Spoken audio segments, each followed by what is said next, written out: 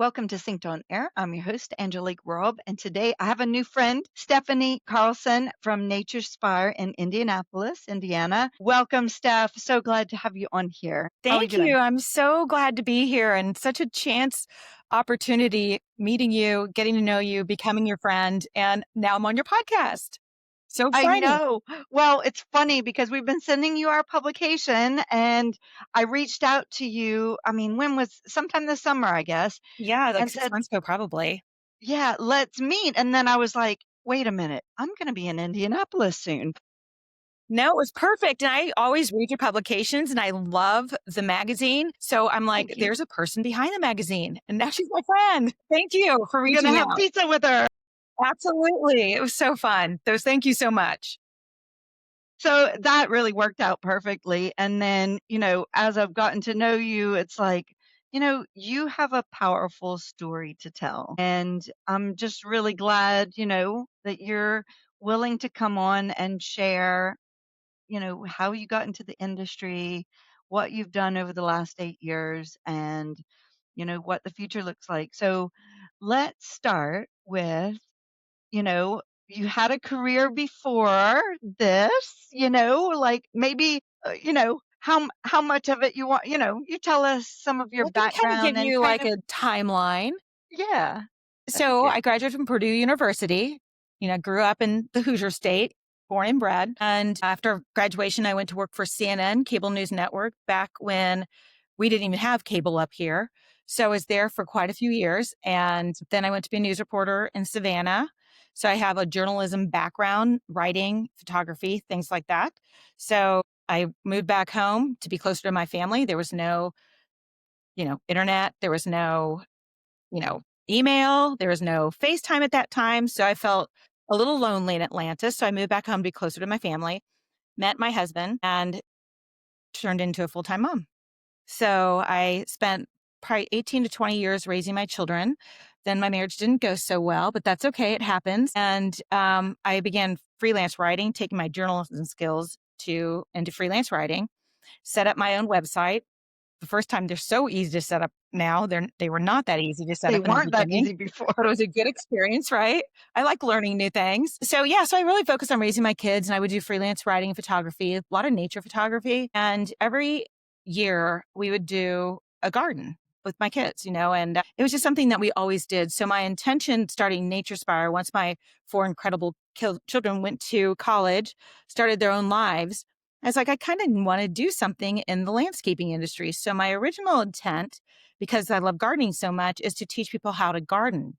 So I Okay. stumbled across, as a journalist, you love to study and you love to read Yes. and you love to learn.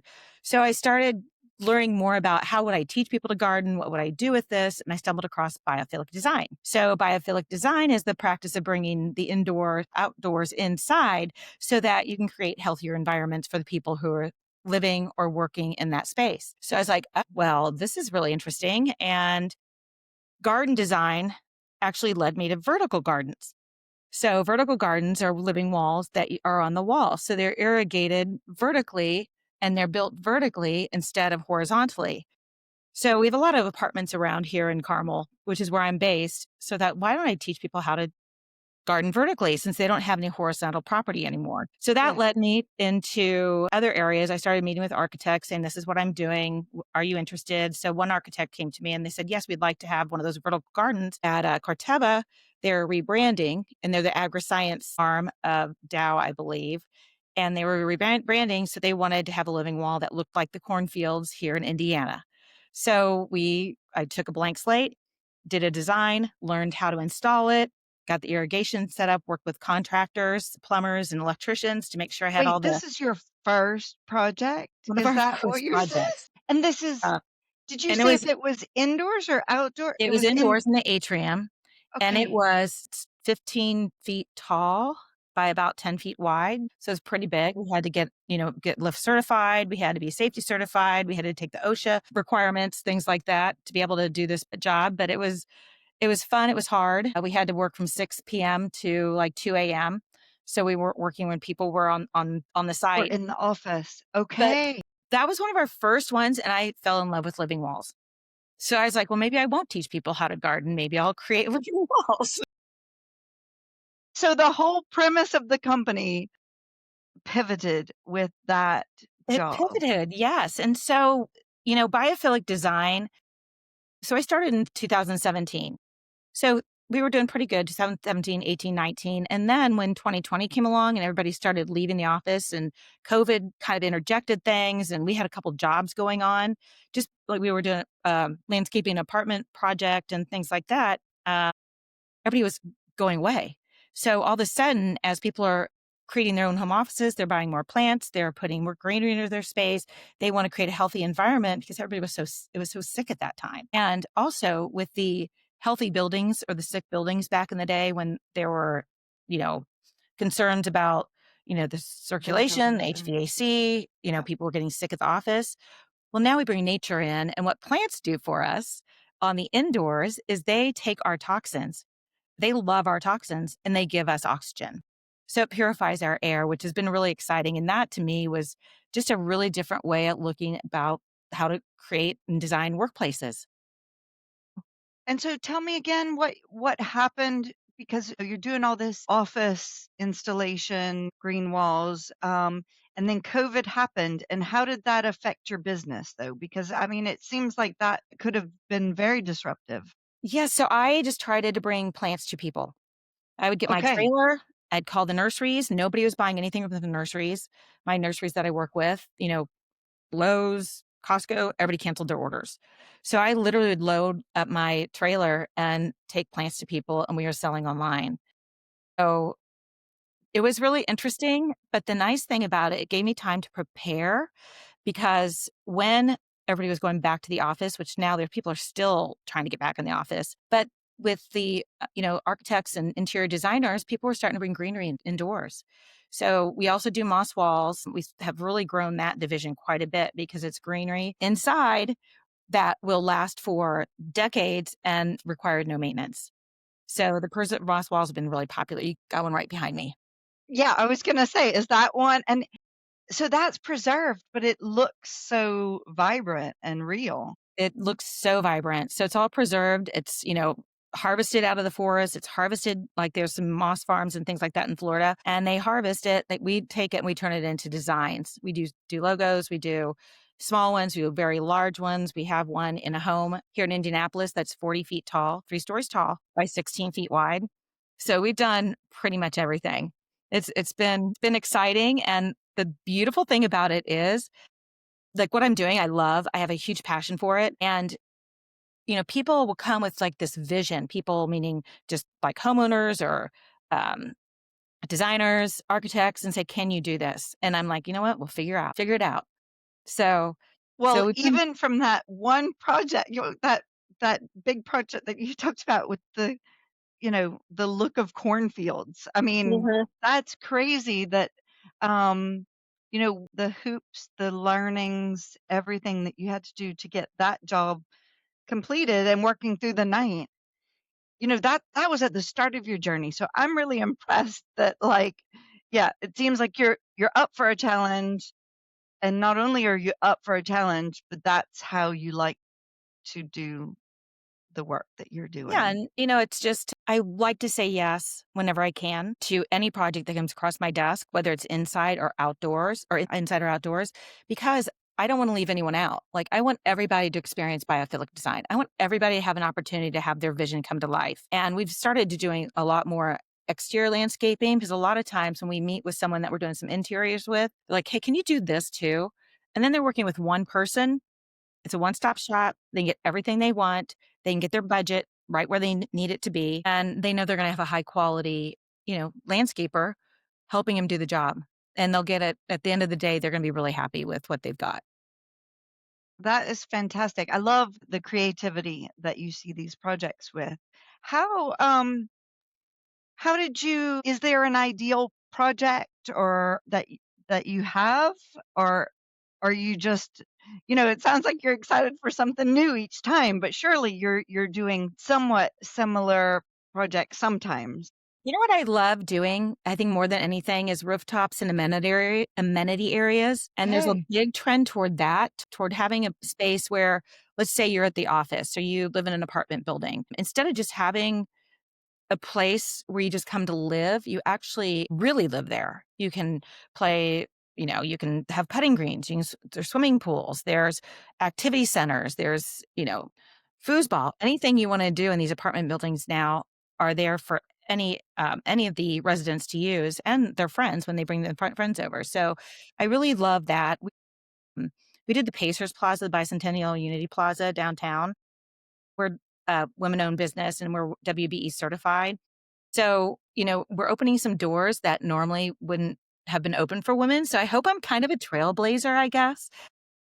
Those Definitely. people that when you say yes, you can actually accomplish it. And when you see the vision or you take a vision of what someone wants to do, then you can bring it to life. And, that was a really good opportunity to showcase what we're capable of doing. And we're getting ready to work on a green roof, which will also be exciting. Like, I just love how we're putting different facets of nature into different areas. It's not like just planting a tree anymore. Well, and I saw one of your projects. I thought this was so cool, and it was an interior scape, but it was a living wall, but it went onto the ceiling as well, and it wrapped up the ceiling, and I was like, "That's so cool." That was actually a moss and preserved plant wall.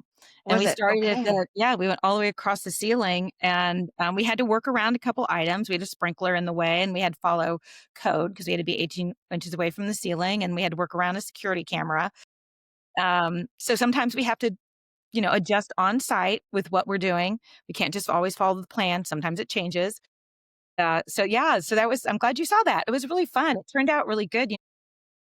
Up like this, staring at the ceiling, getting moss and plants and dirt in our eyes. But at the end of the day, we stepped away and we were really happy with it. And so was the client. Fantastic. Yeah, really, really neat. You talked about earlier how you work with sometimes homeowners, sometimes architects. What does it look like on these projects? Because it sounds like you have quite a team collaboration kind of working environment. Yeah, we're very collaborative. We really like to make sure we know exactly what the client wants before we even get started. Sometimes there's projects we do that it has to be this way, right? Because for instance, the Pacers Plaza, there the trees had to go where the trees went. The irrigation had to go where the irrigation went. But we're kind of design building as we go along, so we can't always follow the plans perfectly. Sometimes we have to. But when someone comes to us and says, "Hey, I really want," we're doing some office buildings right now, some lobbies, perfect place for something green. And I basically got the information that one lobby is very vertical and one lobby is very flowy. So I get this blank slate. I make the designs. I send them to the designer. The designer shares them with the owner. And then from there, we figure out what that design is going to look like. So it's really a teamwork and really deciding what the vision is like because you can't really see in people's heads. Sometimes you just have to say, listen. We're very good at listening. You listen very closely. You look at their personality, you look at the fabrics, you look at the space, and then you figure out what they're going to like based on basically their personality and their design. And hopefully 10 times out of 10, I usually come up with something like, I didn't give myself that much credit. So yeah, so it's been fun. We've done atriums with live plants. We've got a couple of those, and those are really fun too. And I think people don't always understand exactly what it takes to take care of plants. So indoors is so different than outdoors because indoors you have a controlled environment. You don't have winter like we have in Chicago and Indiana. So you're really keeping these plants alive 24/7 all the way around the clock, 365 days a year. So they need pruning, they need pest control, they need water, they need fertilizer, they need to be cleaned. And you do all this care as well? We do all of it. So we try to make it as easy as possible for the client. To And have for the, greenery. for the designers, we want the designers to trust us. They know that when they say, "This is what the client wants, we're gonna take care of it, and we're gonna deliver, and we're gonna exceed their expectations," so that they're happy and, they have a good experience, and And they they want come more back nature wanting indoors. more. Yeah. Exactly. So So, how yes. has the business grown? So 8 years in business. Another thing that you mentioned to me offline and I think is fascinating because, you started this business, a whole new business, and pivoting it as you went at the age of 52. Yeah. I wasn't a kid. And I think, okay, you don't look like you're, old enough to have been 52 8 years ago, Don't do that math. but, like that's, you know, so ambitious that you've embarked on this, you know, later in life, and as a almost second or third career, really, when you think about raising kids and, starting your writing and then going into this. I mean, I think you approach business in a different way Mhm. when you start it, after you've had another career or two. How, yeah, can you explain how different it felt? Well, selfishly, since I'm a writer by trade, that's what I do, that's what I love. I wanted to, and because when I was a writer, I did so many different stories. I did crime beat, I did education beat, I did, I was a field producer at CNN. So I did everything, weather, you name it. It's like I want to focus. I want to be an expert in one thing. So I love plants. And gardening. So Okay. I chose Yeah. gardening. Just Yeah. selfishly, I was like, I'm going to only write about nature. I'm going to only write about plants. So that is why I got into what I was doing, but I had no idea I'd go from wanting to continue to write about plants to actually installing and buying and growing. You know, it has just blown up, and to my surprise, I don't have much time to write, When but you I have a lot of do, I come on over to Saint. Yeah. I know, I need to write some articles for you. Oh my god, I love that. That'd be wonderful. But, yeah, so we're all about nature, right? We wanna add nature to wherever we can because we know studies have shown that nature makes people happy, and it not only boosts their mental health and wellness, it just is a beautiful thing to look at when at home or in I have office some space, and your fake greenery. fake Yeah. green wall, and I swear it does make me feel better, and I know it's not cleaning the air. No, but you know what?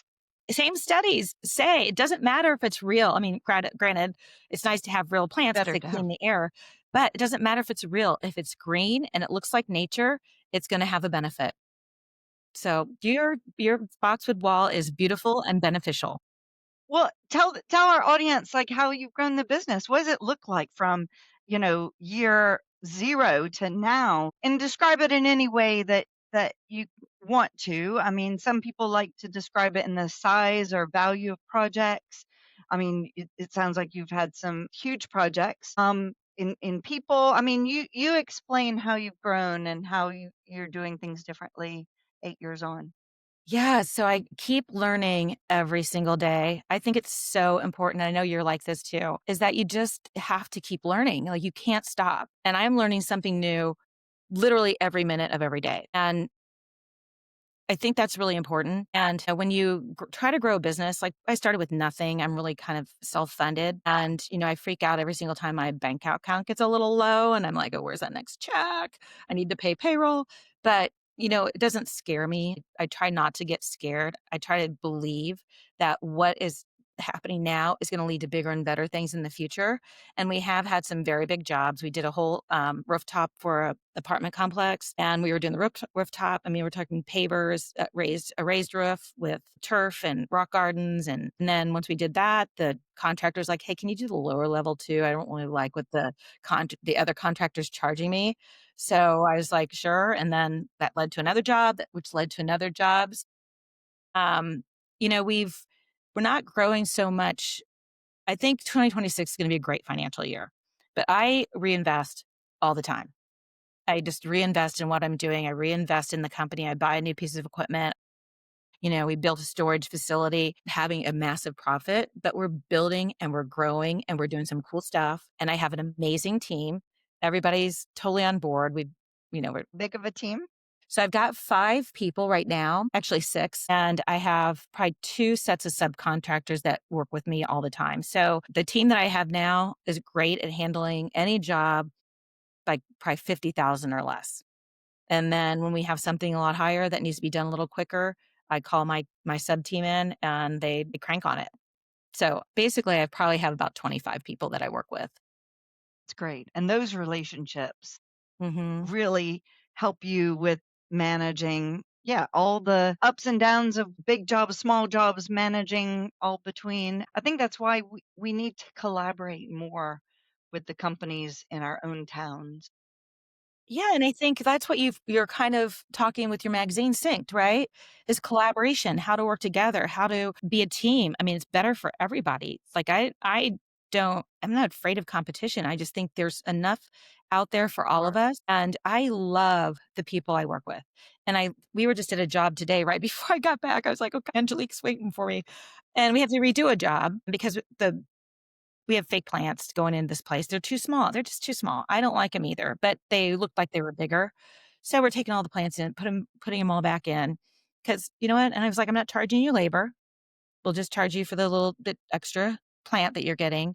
Because I feel like that is creating a relationship that even if it's going to cost me money, I'm building relationships. And I think that's the most important thing to me right now is to really build relationships and trust.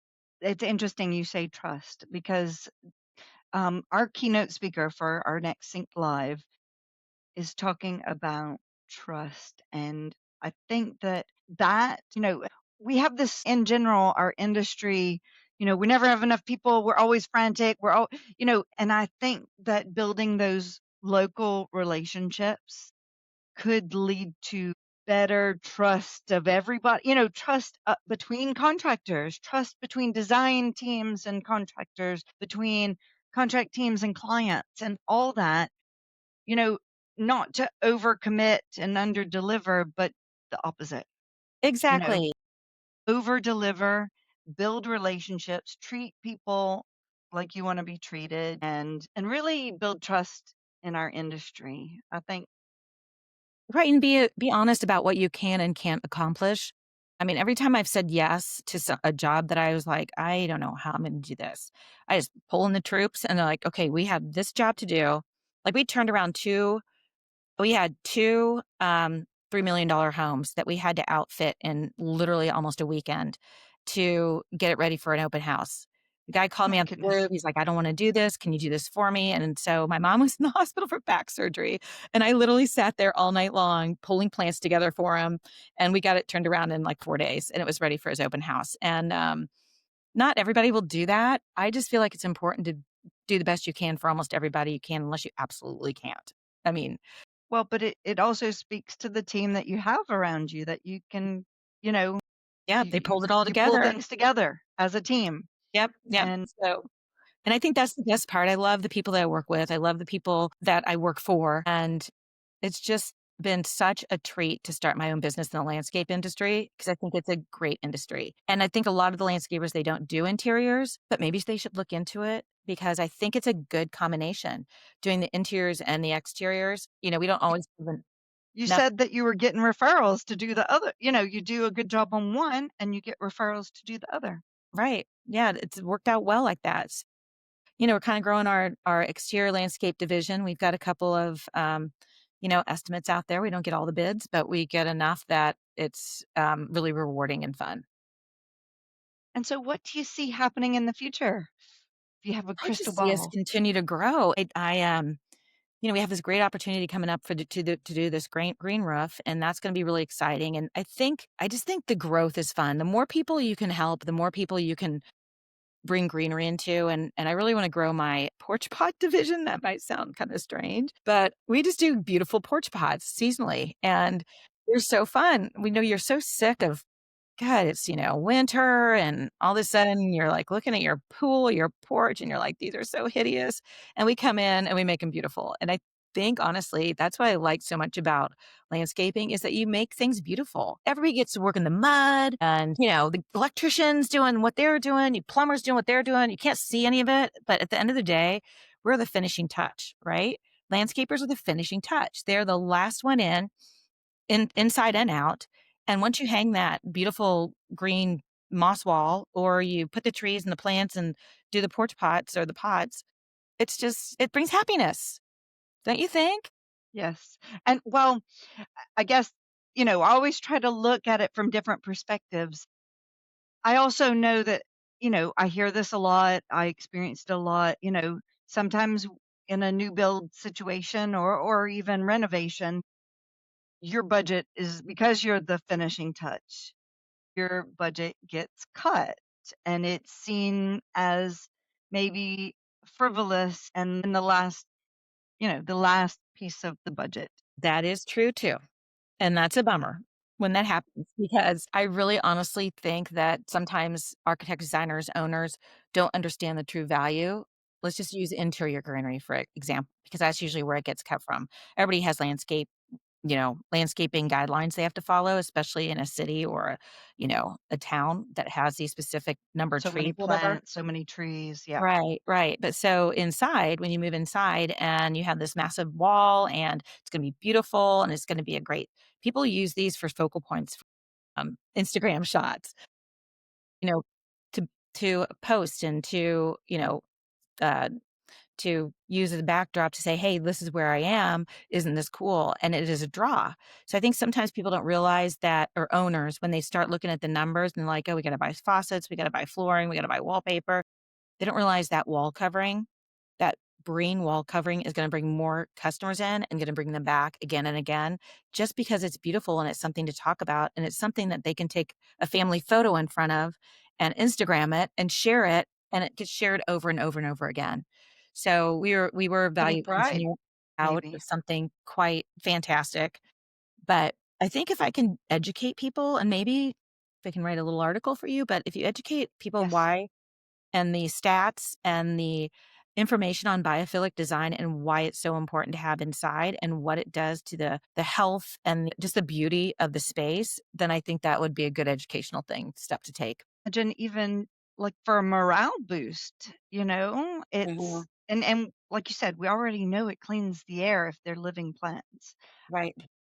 A focal point, yeah, anything to give company pride and I don't know, some enthusiasm about your workspace. Even hospitality, hotels, it just brings people back again and again. I mean, it just, back in the day, our cubicles were so gray. I mean, made a rhyme there, but yeah, back then they're so gray. There's just nobody cared about, making your workspace pretty or, a hotel. It's just a hotel, right? You're just selling rooms, but it's not. They're not just hotels anymore. They're not just restaurants anymore. They're not just office spaces. They're actually places where people live, where people spend a majority of their time. And if you look into biophilic design, 95 90 to 95% of our time is spent indoors, and you're spending 40 hours a week at your office space. So, in order to make it healthier and a place where you enjoy going and you can be happy, greenery does it for you. Nature is like the best, um, Xanax. Get out in nature. You don't need those, you know, drugs if you just go out and spend some time in nature or surround yourself by it. Me of there isn't there a Japanese word that means walking in the forest, because it actually like they've proven that it what it does to your body is healthy and there's a term for that in Japan. Right, I have a book on forest bathing. It's just like But lay yeah, out in nature and you will feel so much better. And Singapore, look at Singapore. I really need to go there someday. They have invested so much time and energy and money into bringing nature into that city, and it has paid off. There's a lot of people in Singapore, of course. There's a lot of, toxins for that nature, and there's a lot of, air purifying oxygen needed, but just the cities and the companies that invest in nature, it pays off.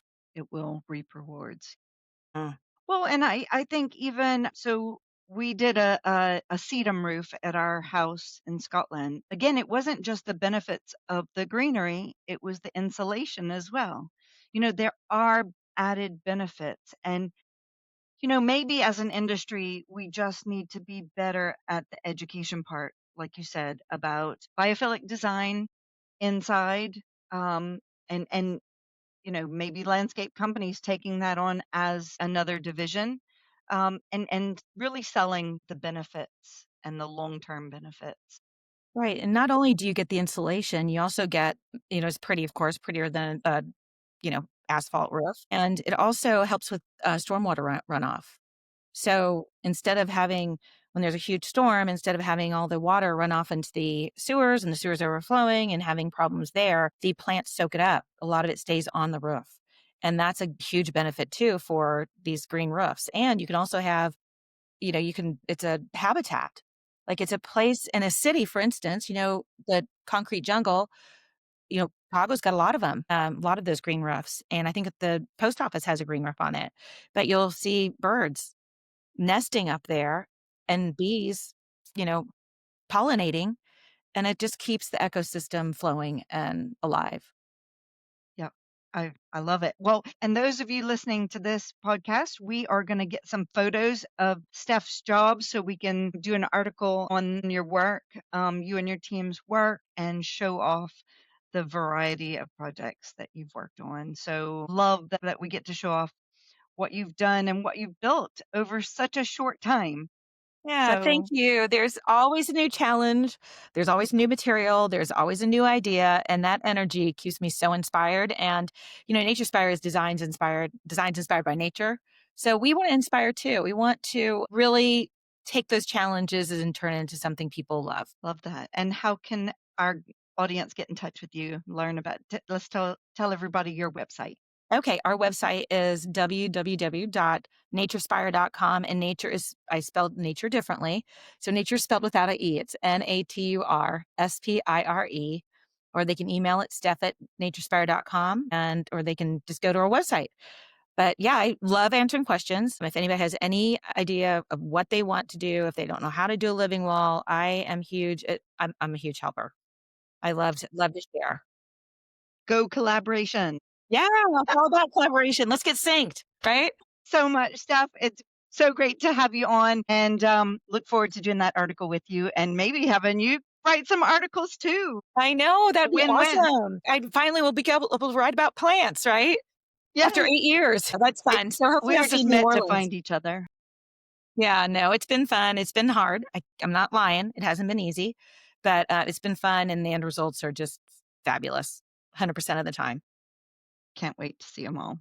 Yeah. Great. Well, thanks for coming on. And I know we even have another topic that we're going to explore later because, yeah, so stay tuned for more from Yeah, let's do it. Steph on the podcast.